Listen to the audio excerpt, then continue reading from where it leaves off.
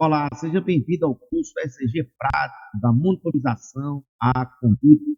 Eu sou o professor Valber Frazão, sou graduado em enfermagem há 24 anos, especialista em urgência e emergência e atendimento pré-hospitalar, pós-graduado em cardiologia, hemodinâmica, neurologia e auditoria, instrutor da American Heart Association, pesquisador do grupo de estudo de ensino e pesquisa a pessoas em condições críticas da UFPB, membro da Câmara Técnica de Urgência e Emergência do Conselho Federal de Enfermagem, membro do grupo de trabalho de desastre e emergência em saúde pública do COREM-PB, membro da equipe de atualização dos protocolos SAMU 2024-2026 do Ministério da Saúde, fundador do SAMU João Pessoa e da expansão do SAMU na Paraíba, plantonista em unidade de suporte avançado da SES-PB, assessor técnico DAS da PB Saúde, também instrutor de emergência cardiológica, neurológica, na área de classificação de risco, e atua também com desenvolvimento de protocolos e de sistemas informatizados de triagem, regulação em cardiologia, triagem e classificação de risco. Sobre o curso, então esse é um curso de 4 módulos, 4 videoaulas. Teremos, ao longo dessas videoaulas e módulos, 20 questões de concurso para você se aperfeiçoar cada vez. Então, terminou uma videoaula, é importante fazer aquele módulo da videoaula, você fazer pelo menos em torno de 4 a 5 questões, né? Você vai ter em torno de 20 questões de concurso. Você vai ter um simulador com 19 questões de quiz no seu app ECG Master, que você vai ter 6 meses de uso desse app. E o que a gente vai esperar que você vai dominar neste curso? Identificação de gravidade, identificar tanto ritmos de PCR como arritmias potencialmente graves, que pode levar à morte do paciente. Também você vai identificar sinais de infarto agudo do miocárdio, principalmente com elevação de segmento ST, que é o mais grave, supra, identificando as paredes que foram atingidas. Um raciocínio clínico em 3 passos, ou seja, o trabalho de método visual e prático para identificar QRS estreito, largo, ritmo regular, ondas PIQ, frequência rápida ou lenta, isso tudo em segundos. Fim dos alarmes desnecessários.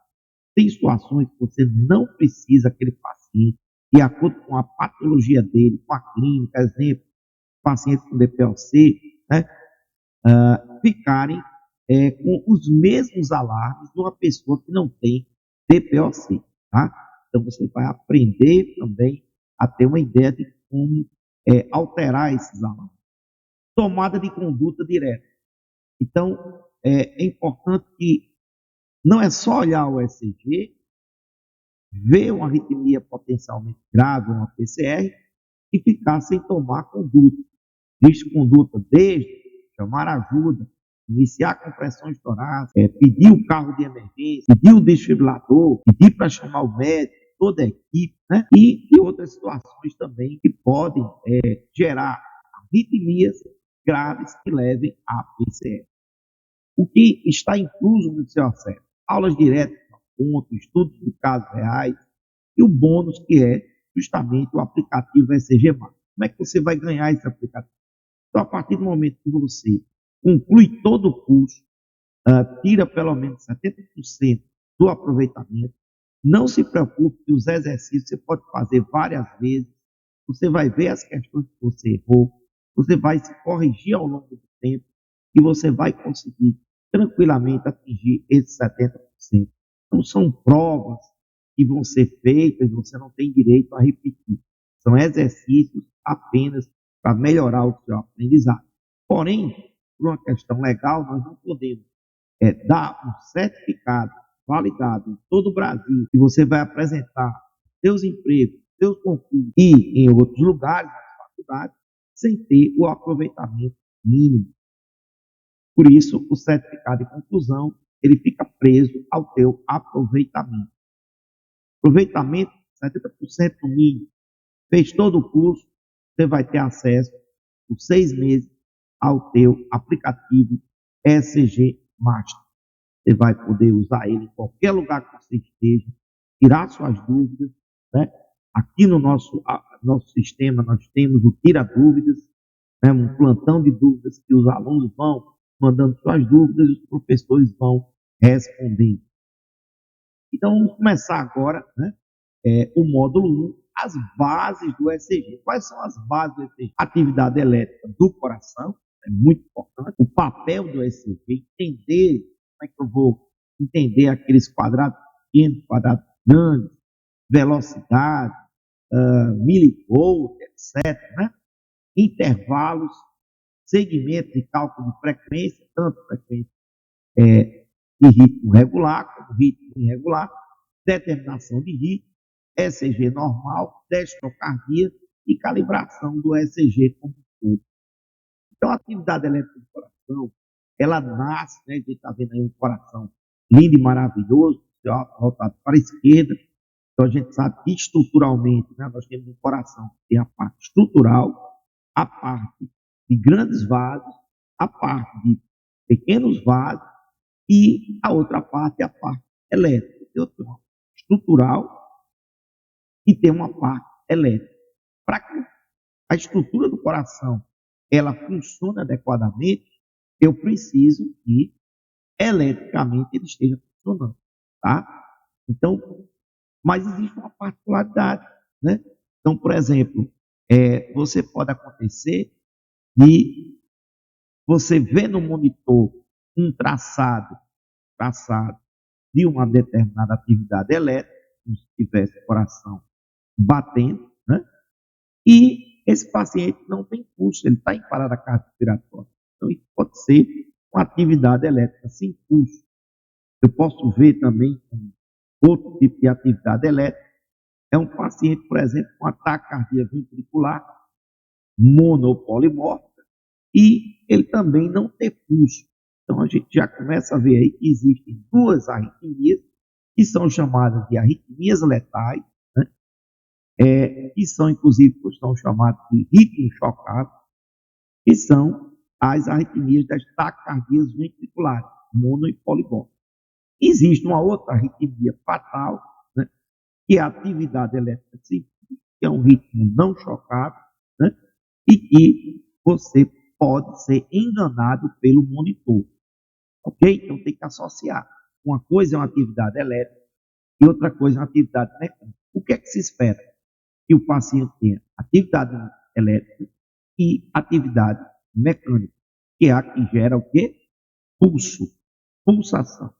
Obviamente que se a pressão arterial estiver muito baixa, você pode não sentir bem esse pulso. Você vai tentar encontrar outros meios de identificar como pulso central. Então, tudo parte eletricamente, essa visão elétrica do coração, pelo nó ou nódo sinusal. Fica aqui, ó, no átrio direito, parede superior, próximo à veia cava superior. Então, ele é justamente o gerador do principal marcapasso do coração. E ele é responsável para determinar, principalmente, que o ritmo ele é sinusal. Então, quando ele dispara, ele vai gerar uma onda P, P de Paulo. Essa onda P, quando ela é gerada, eu já começo a ter um ritmo sinusal, que pode ser regular ou irregular, ok? Então, esse disparo desse nó sinusal vai fazer com que a corrente elétrica ela vá tanto para o átrio esquerdo, átrio direito e em direção ao feixe de rim, que fica aqui, que é para poder esse impulso passar pelo ramo esquerdo e o ramo direito dos ventrículos, esquerdo e direito, para que haja contração ventricular. Então, vamos lá. Quando o nó sinusal dispara, a intenção inicial é o quê? Despolarizar os átomos, contrair os átomos. Em seguida, o que se espera é que esse impulso ele passe pelo segundo marcapasso, que é o nó, o nódo atrioventricular, aonde ele vai dar uma paradinha de cerca de 1/10 de segundo para dar tempo do sangue quando ocorrer a sístole atrial, esse sangue ir para os ventrículos e aí ocorrer a diástole ventricular e depois a sístole ventricular. Esse intervalo de tempo que ele dá é justamente para isso. Então, dispara-se o impulso para os átrios e para o nó atrioventricular. Os átrios contraem, vai o sangue em direção aos ventrículos, e aí, depois, esse impulso é liberado pelo nó AV em direção ao feixe de rim, o ramo esquerdo e ramo direito, e aí agora eu tenho uma contração dos ventrículos.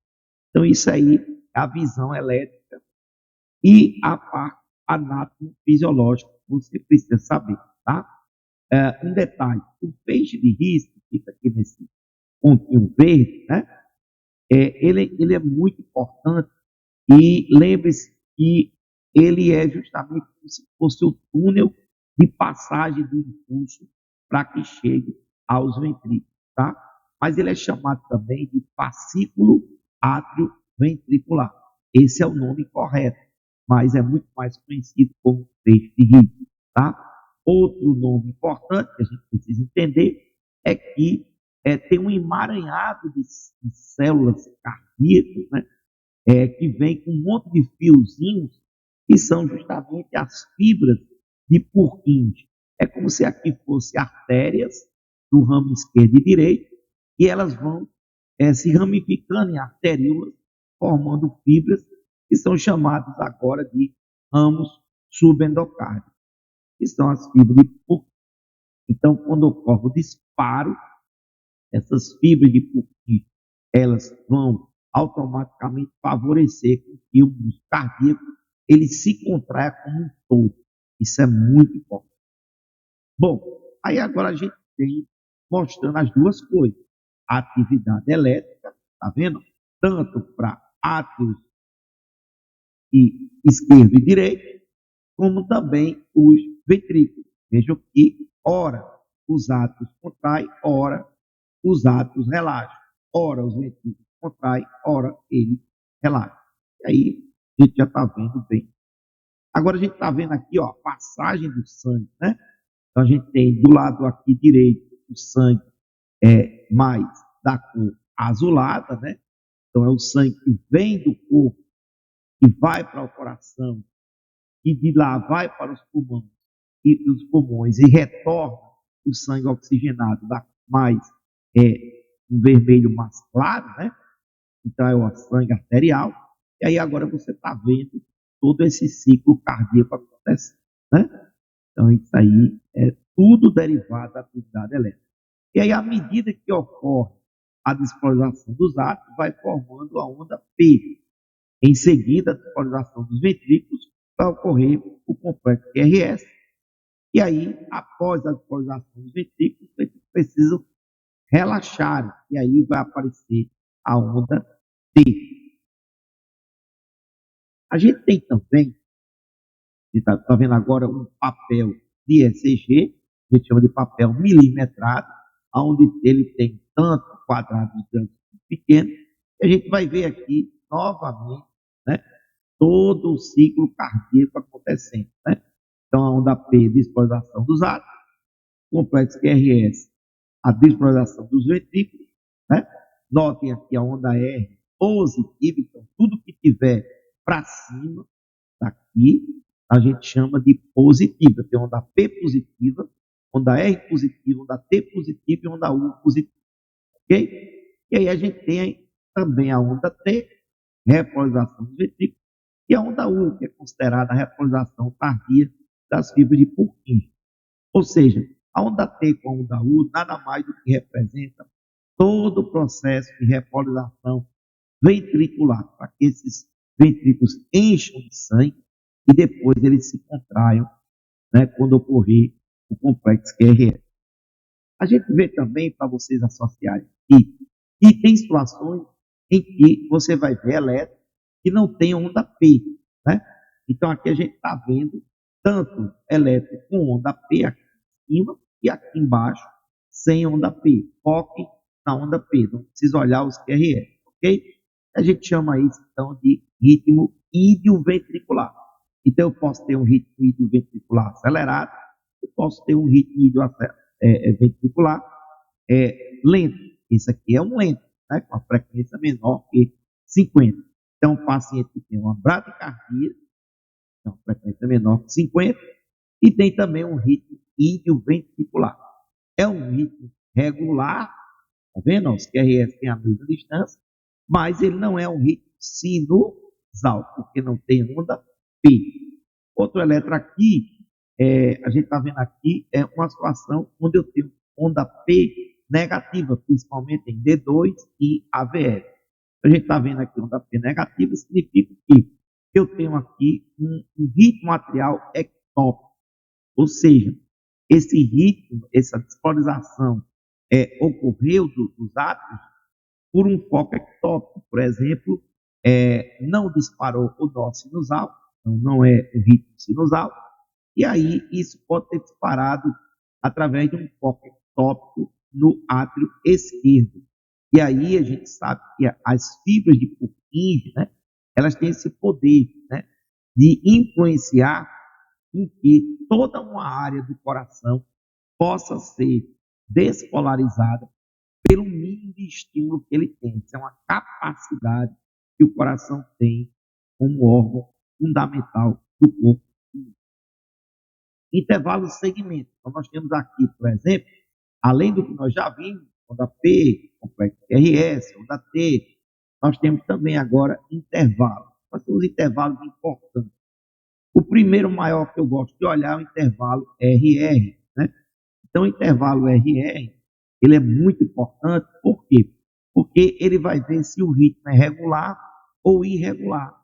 E agora a gente vai ver a questão do monitor. Então, o monitor multiparamétrico ou um monitor cardíaco, quando ele está ligado no som, quando o ritmo ele é regular, a gente escuta bem claramente aquele bip, bip, bip, bip. Ou seja, ele vai estar bipando regularmente. Quando eu noto alterações de bip, das duas, ou o paciente está mexendo, ou está com algum problema no eletrodo, ou ele está fazendo alguma arritmia irregular. E aí a gente tem que observar se é uma fibrilação atrial, qualquer outro tipo de arritmia que esteja gerando esse ritmo irregular. Primeira dica já a gente falando do monitor. Então é muito importante. Na ausculta, quando você vai auscultar ritmo cardíaco regular em 2 tempos, então você está indicando que ele tem um sonho tá regularmente. Ao longo de 1 minuto, você observou que aquele batimento cardíaco ele está regular. No pulso periférico, ou na ausculta, ou no pulso periférico, você pode sentir uma pulsação regular. Então, o eletro, ele não mente.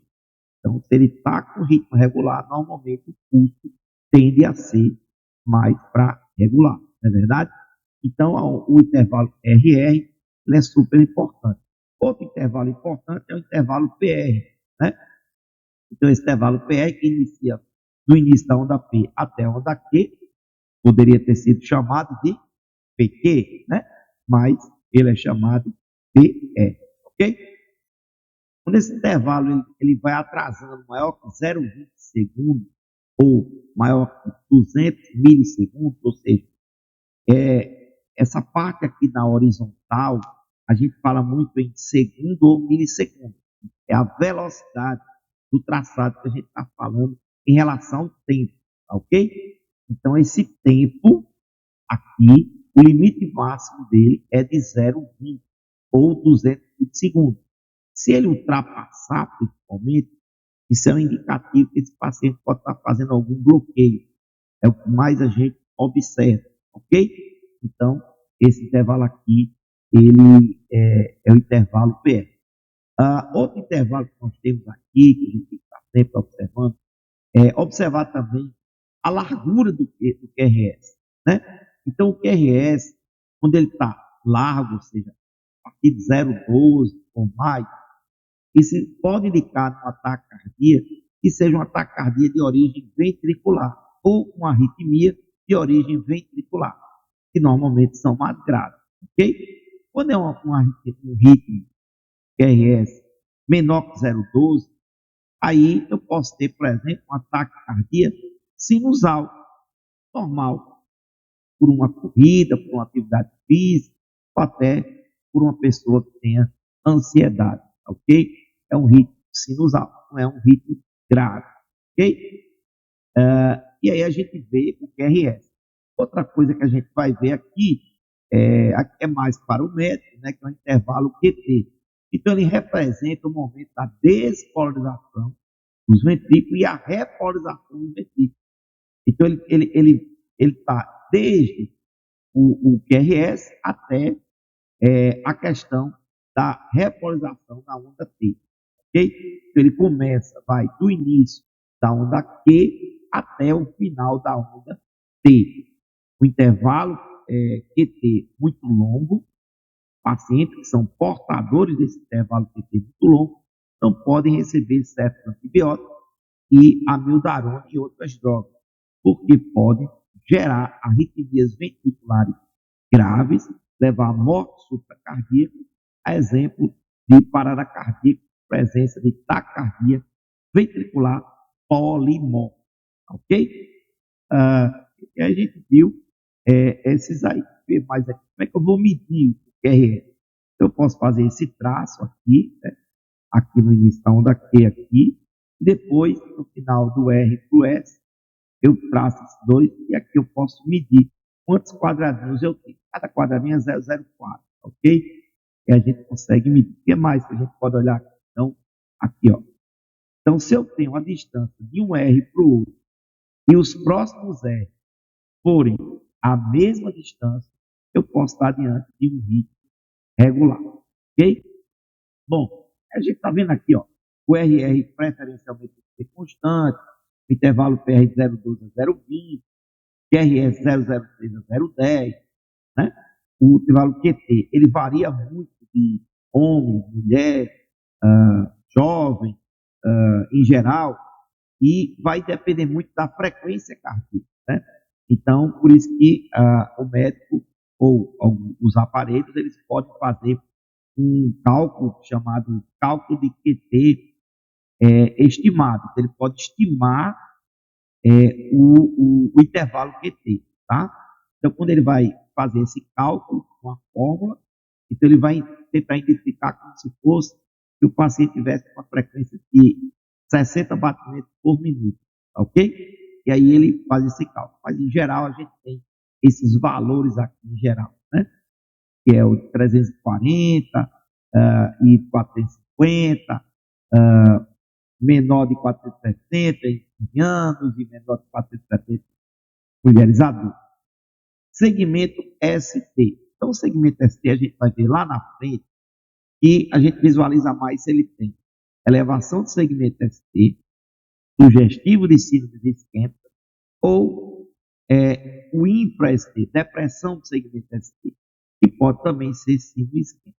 Mas pode ser também outros fatores, como repolarização, estudo de repolarização precoce, pericardite, etc.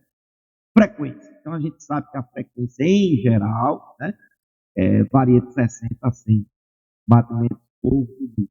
Então, o papel do ECG, tempo, amplitude e como ler o tratado. Então, o papel do ECG está aqui, ó. A gente tem o papel milimetrado, né? Por que milimetrado? E cada quadradinho pequeno, ele corresponde a 1 milímetro. E um quadrado grande são 5 quadradinhos pequenos. Então, eu tenho 5, tanto na horizontal como na vertical. Isso eu vou ter, então, 5 quadrados na horizontal e 5 quadrados pequenos, né, na vertical. Isso vai dar um quadrado grande, né? Então, eu tenho aqui, então, 5 milímetros num quadrado grande, né? Agora, a gente vai traduzir isso em velocidade e milivolts, ok? Vou falar um pouco mais devagar para você compreender melhor isso, ok? Então, a gente tem aqui, olha só, na parte horizontal aqui, mostrando, tá? Eu tenho aqui, falando aqui em tempo.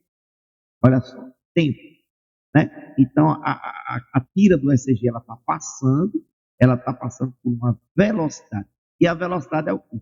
A distância em relação ao tempo, não é isso? Então, eu tenho aqui o tempo aqui em milissegundos, em segundos, né? Aqui está segundos, mas pode ser também em milissegundos, ok? Então, 1 milímetro, que é um quadradinho, corresponde a 0,04 segundos, ok? Então, isso aqui é o que corresponde. Fixou? Então, horizontal, segundos ou milissegundos, ok? É mais comum falar em segundos. 0,1, 0,10, 0,12, ok? Agora, se eu falar na vertical, eu vou falar não só em milímetro, mas eu vou falar em milivolts, ou seja, cada milímetro corresponde a 0,1 milivolts, tá? Então, o que é isso?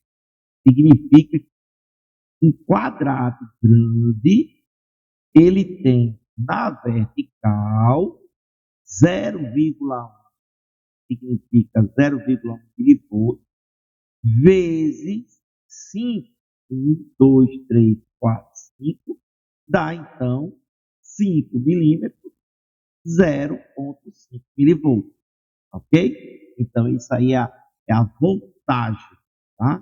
Então, os médicos, normalmente, cardiologistas, eles usam muito isso para, por exemplo, medir tamanho do QRS, identificar, por exemplo, sobrecargas ventriculares, principalmente, alguns estudos de reposição, tamanhos de onda T, né? Tudo isso é identificado para identificar patologias que estejam presentes. Então, às vezes eu tenho um problema não só elétrico, mas eu posso ter também uma leitura elétrica que tem um problema estrutural no coração. Por exemplo, o coração pode aumentar de tamanho com o tempo, né? Isso tudo pode acontecer e ser visto também no eletrocardiograma. Ok? Então, fixou. Horizontal, tempo em segundos. Vertical, milivolt, energia, tá? Milivolt, energia. Ok? Mas, ao mesmo tempo, dá no mesmo falar milímetro por aqui na horizontal, milímetro na vertical, ok? Mas não é comum isso. Quando é que a gente fala muito em milímetro?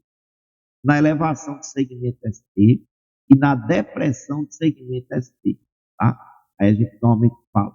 Então, paciente que tem 2 ou mais elevação do segmento ST em parede contígua, ou seja, mesma parede, né? Então, D2 e D3, aí ele está lá, com 1 milímetro de elevação do ponto J. Então, significa que ele tem essas duas derivações contíguas, né? A partir de 1 milímetro, pode ser sugestivo de uma lesão isquêmica, algo súbito. E pode ter também um ínfaro.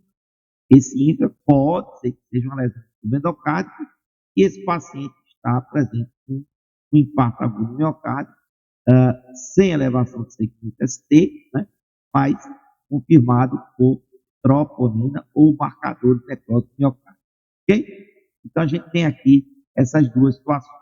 Ok? Então, olha só. 5 quadradinhos aqui, ó, 0,20 segundos. Né? Um só, 0,04. Então, lembrado lá do intervalo PR, limite máximo 0,20. Ou seja, um quadrado grande ou 5 quadradinhos pequenos. Ok? Cálculo de frequência. Então, nós temos o ritmo regular e cálculo de frequência também no ritmo irregular. Essa fórmula, essa velha fórmula aqui, né, que é quando você conta, né, entre um quadrado grande, então isso precisa que a onda R do QRS esteja em cima da base do quadrado. Ela não está.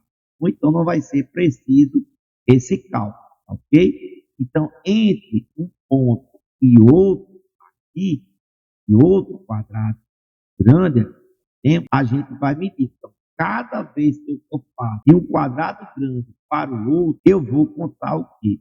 300, os 300 batimentos por minuto, tá? Então, eu tenho aqui. Então, eu vou começar daqui para cá, 300, tá? Daqui para cá, 150. Daqui para cá, 100. Daqui para cá, 75. Daqui para cá, 60. E daqui para cá, eu tenho 50. É uma decoreba. 300, 150, 100, 75, 60, 50. Não dá para ser a metade, tá ok? A gente que faz assim, 300, 150, 75, não. Então, 300, 150, 100, 75, 60, 50, tá? Bom, por que que aqui deu um cálculo impreciso? Não deu preciso. Deu, ó, aproximadamente 75 batimentos. Por quê? Ó, 300, 300, 300, né? 150, 100, 75. E foi entre um e outro. Porém, estão vendo que tem aqui mais ou menos um quadradinho após o início do quadrado grande? Aí ele colocou a próxima. Então, esse cálculo, o ideal é quando o QRS ele cai como esse aqui, ó, em cima do quadrado grande. Aí, entre um em cima e outro, fica mais fácil, ok? Quando não acontece isso, não é legal fazer esse cálculo. Aí a gente faz através de outra forma. Uma observação que muita gente pergunta, de onde vem esses cálculos 350, né? Então, aqui eu coloquei aqui para vocês verem. Isso é um cálculo em cima de 60 segundos, que é um minuto, a uma velocidade do elétron. Então, já vai uma questão que pode cair em prova, né, em exercício. Qual a velocidade padrão de um ECG? Seja no monitor, ou seja no eletro de papel. A velocidade padrão é de 25 milímetros por segundo.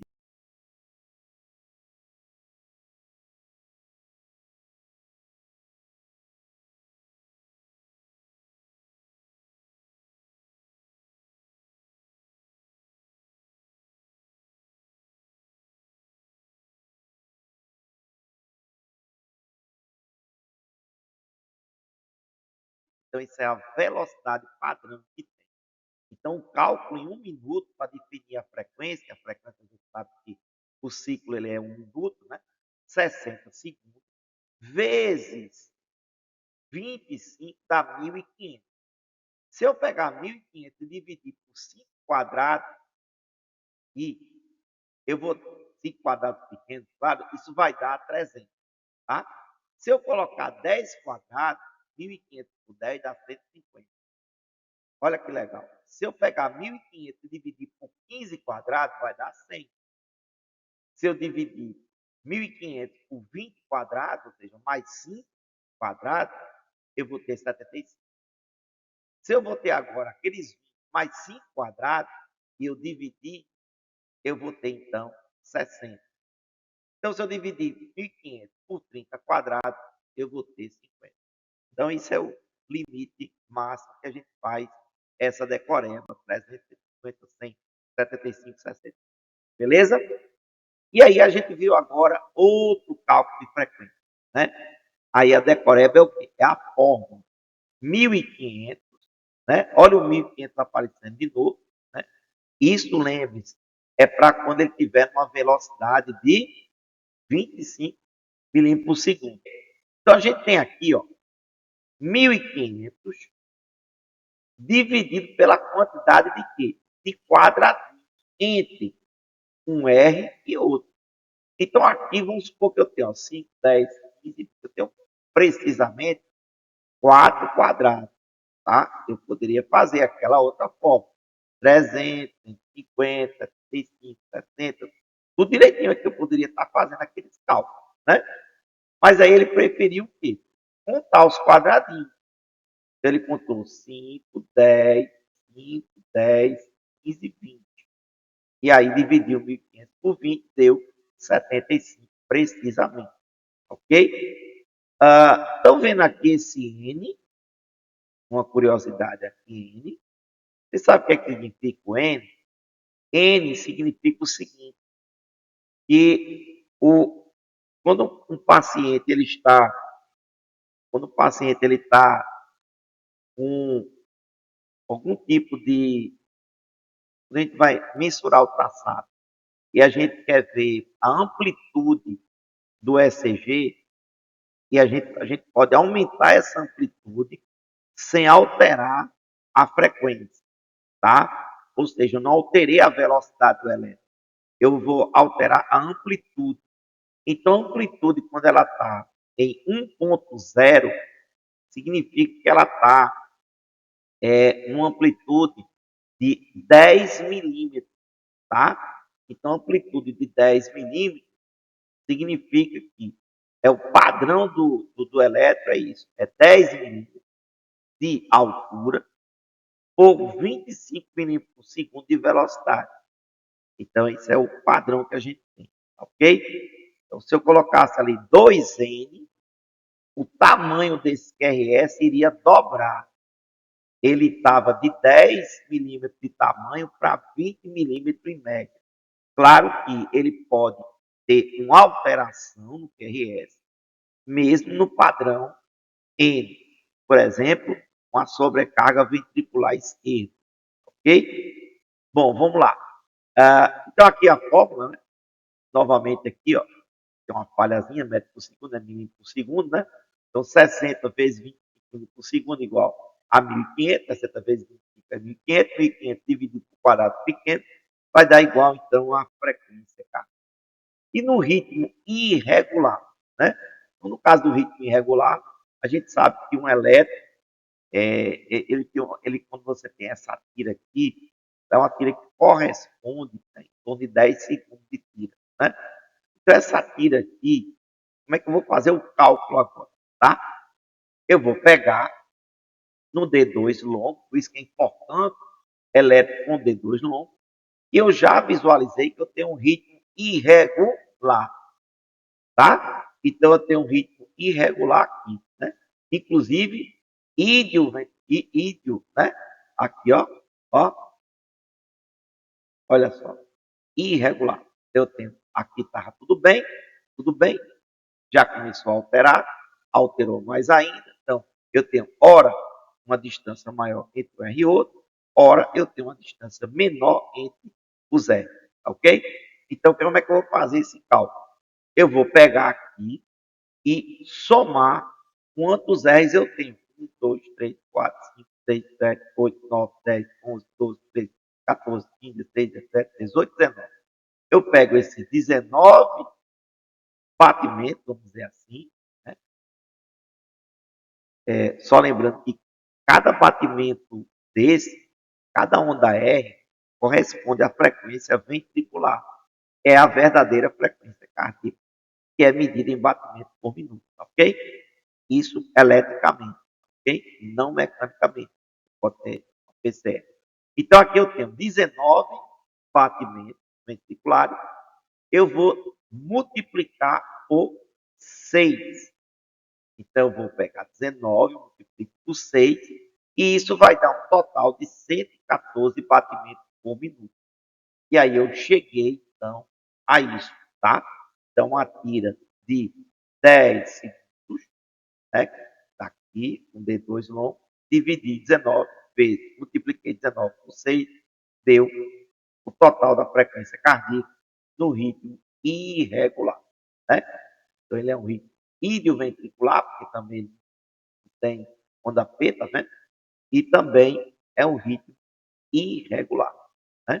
Então, não é um ritmo sinusal e é um ritmo também irregular, ok?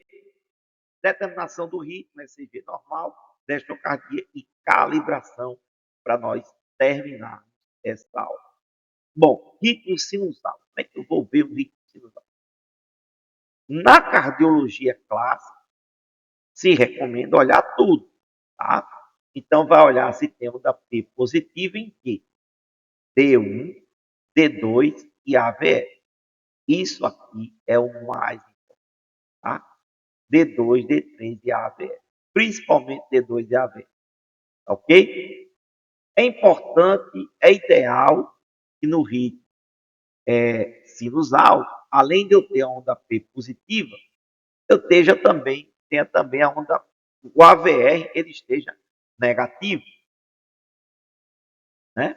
Outra coisa importante é que, preferencialmente, o intervalo RR deve ser constante ou pode variar com a respiração, que isso geralmente ocorre em jovem e atleta.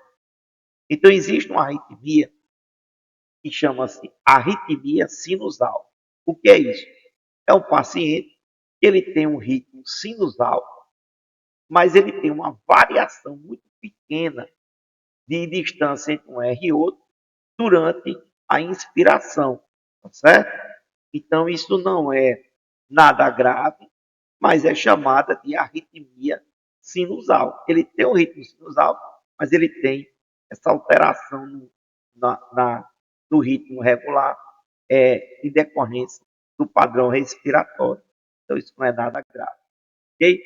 Então, olha só, onda P positiva, onde depois da onda P eu tenho o quê? QRS. Né? Então, a onda P precedida de QRS. Primeiro ponto. Em que derivações? D1, D2 e AVR. Repita mais uma vez. D1, D2 e AVR. Vamos ver aqui um ECG normal. Se a gente souber um ECG normal, fica fácil a gente ver ECG alterado. Lembre-se, uma coisa é você olhar um ECG desse de 12 derivações. Outra coisa é você olhar o monitor multiparamétrico cardíaco lá da tua UTI, tá? O monitor lá que você vai olhar, normalmente ele vai estar calibrado e montado, organizado para de 1 até 7 derivações, tá? Normalmente o pessoal deixa em duas derivações, D1 e D2, porque os dois observam o ritmo, né? Mas se quiser, D1, D2 e AVR, ok? Então, mas já o ECG clássico, ele possui 12 derivações, né? Então, ele tem as derivações pré-cordiais, de V1 a V6, são 6 derivações, e eu tenho as derivações periféricas, né? Que vem do plano frontal, né? Que é um somatório de 3 derivações bipolares com 3 derivações unipolares, ok? Então, vamos lá. Então, aqui eu tenho aqui o D1, ó, enxerguei o D1, então vou marcar aqui o D1, tá? Tem onda P? Tem. Onda P, olha aqui, bem bonitinho, ó.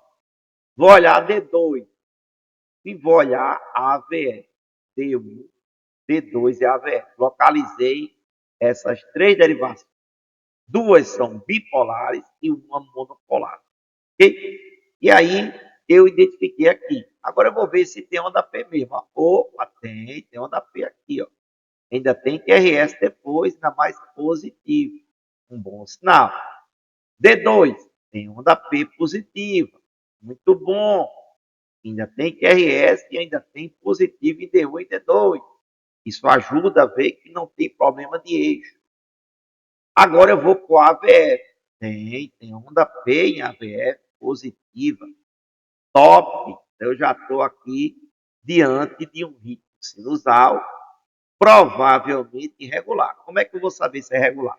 Eu vou olhar o D2 longo, as ondas R.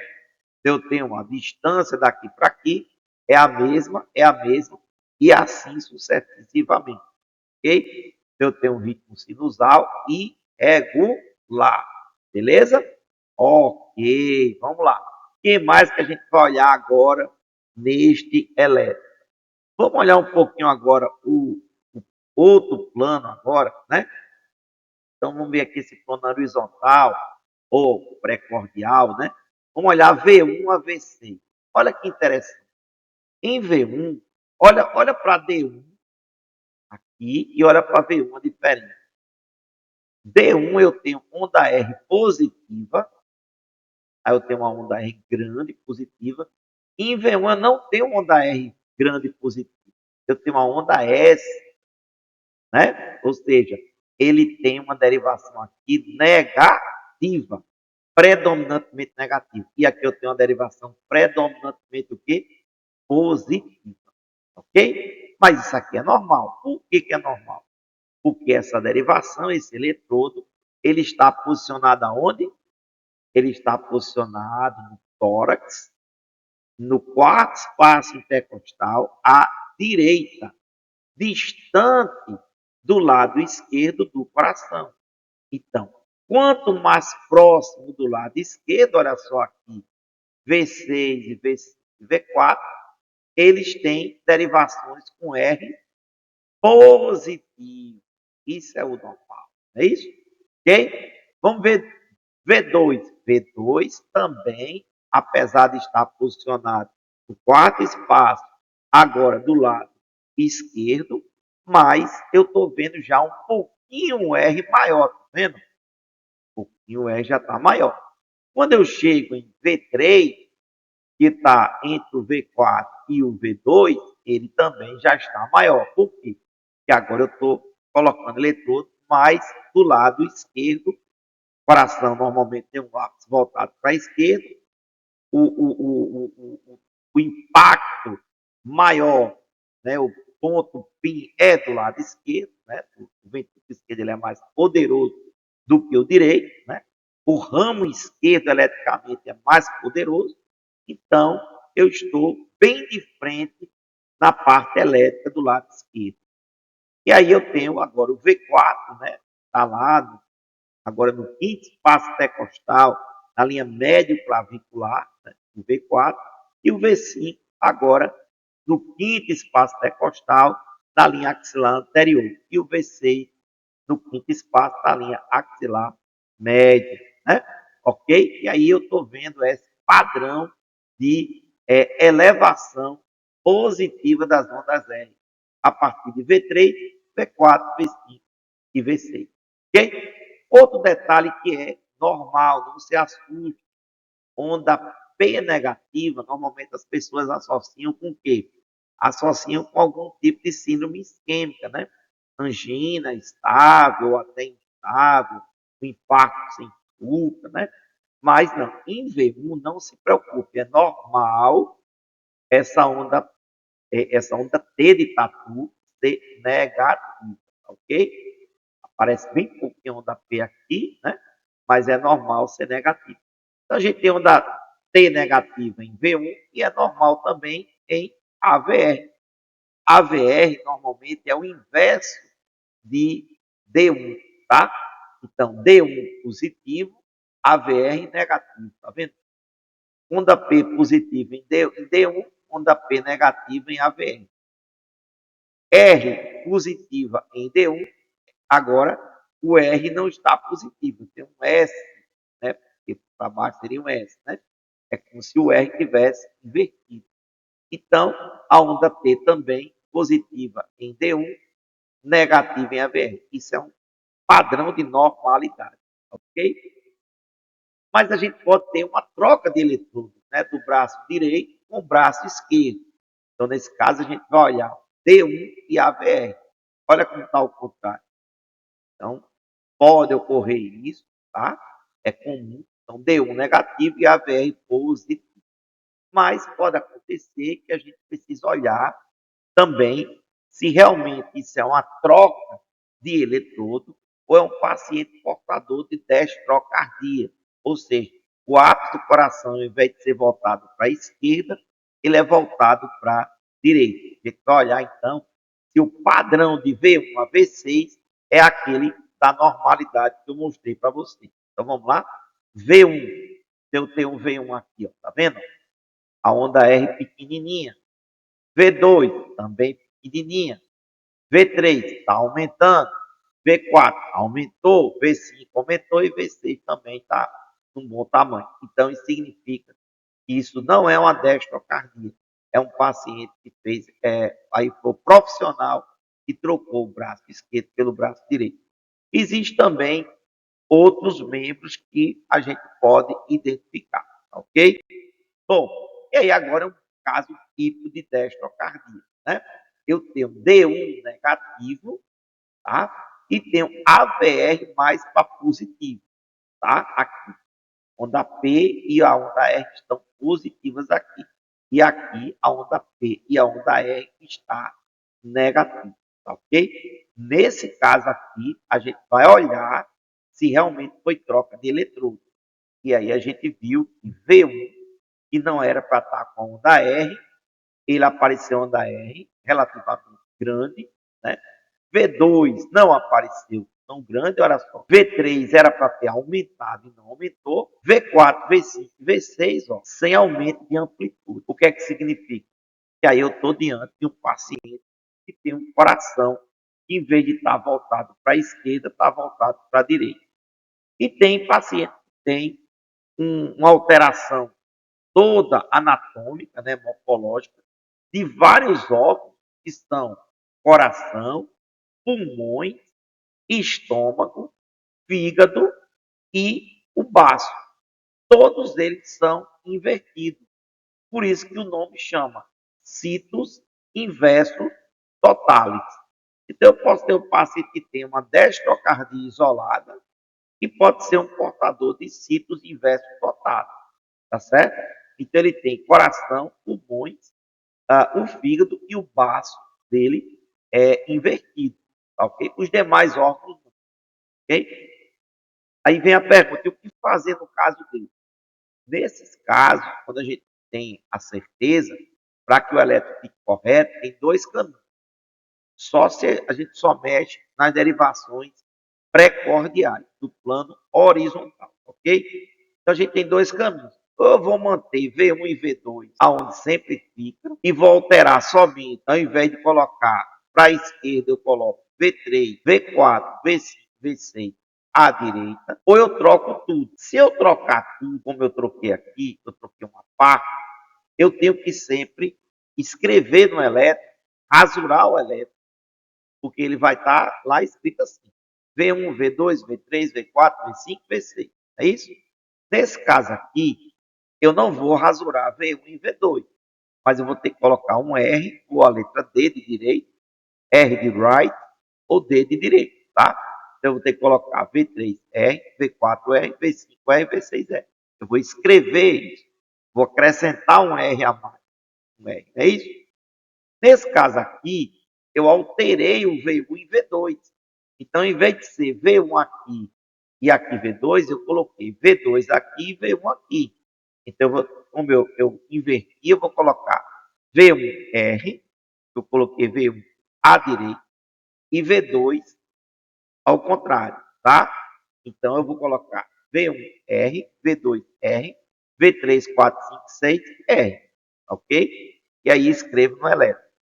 Então, para identificar para o médico que você alterou a posição dos elétrons. A calibração, né, agora juntando conhecimento, todo aparelho elétrico sempre ele vai mostrar lá, ó, que ele está calibrado. Se ele estiver calibrado em 10 milímetros, significa que ele tem o quê? 0,1 milivolts vezes 10 e dá 1 milivolt. 0,1 vezes 10 dá 1 milivolt, né? Então, essa é a calibração padrão.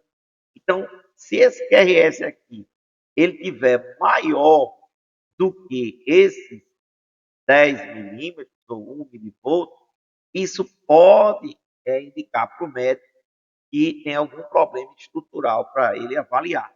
Normalmente ele vai pedir um ecocardiograma para poder confirmar, muitas vezes, essas suspeitas, ok? Então, o que é um ganho N?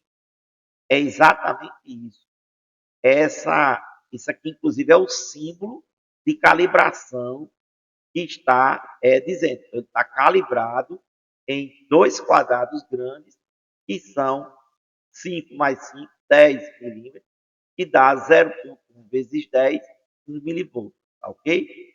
Então, se eu colocar 2N, eu estou dobrando o tamanho. Eu vou ter 20 milímetros. Se eu colocar N sobre 2, ou 0,5, eu estou colocando a metade. Então, teria somente 5 milímetros. Então, se eu quiser aumentar o tamanho do meu QRS, para eu visualizar melhor, é só ir lá no aparelho monitor ou no ECG e aumenta o ganho. Isso não altera o resultado do eletro, melhora a visualização se tiver uma amplitude muito baixa, ok? A velocidade padrão é 25 milímetros por segundo. A gente sabe que tem situações que tem médico que vai pedir que você dobre a velocidade. Quando eu tenho arritmias taquicardias muito elevadas, para identificar melhor se existe a presença de onda P e T, ou também para diferenciar se esse paciente está com um ataque supra tipo plateratrial, tá ok? O filtro, existem filtros que ajudam a diminuir o quê? Os artefatos, tá certo? Então, existem artefatos que podem ser gerados por ondas eletromagnéticas, celular, outras coisas, tá bom? E aí, com isso, o filtro, eles têm dois tipos, o high frequency e o low frequency. Alta frequência e baixa frequência, tá? Então, o filtro de alta frequência, ele varia de 150 a 250. Tem aparelho que não pega, tá? É muito bom filtros muito altos para neonatologia, tá bom? Mas, em geral, a gente deixa em 150. E o filtro low frequency, nem todo aparelho tem. Ele deve ficar em torno de 0,05 Hz, porque frequência a gente mede em Hz, ok? Então, quanto maior a filtragem do filtro, eu melhoro um pouco, mas tem que ter cuidado para não exagerar, ok? Aqui está outro exemplo de calibração e a gente vai interpretar o papel do elétrico. Então, aqui ele está dizendo, ó, velocidade 25 milímetros por segundo, membro e tórax. Ele está dizendo, o que é membro, gente? E tórax. Membro é porque plano frontal e o plano horizontal, que é o precordial, certo?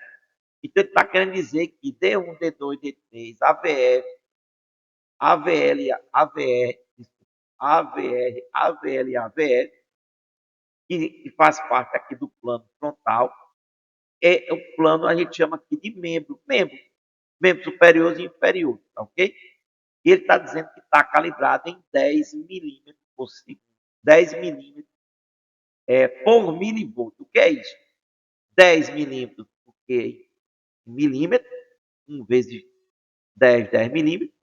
E milivolt, porque 1 milivolt, 10 vezes 0,1. Então a interpretação é essa, ok?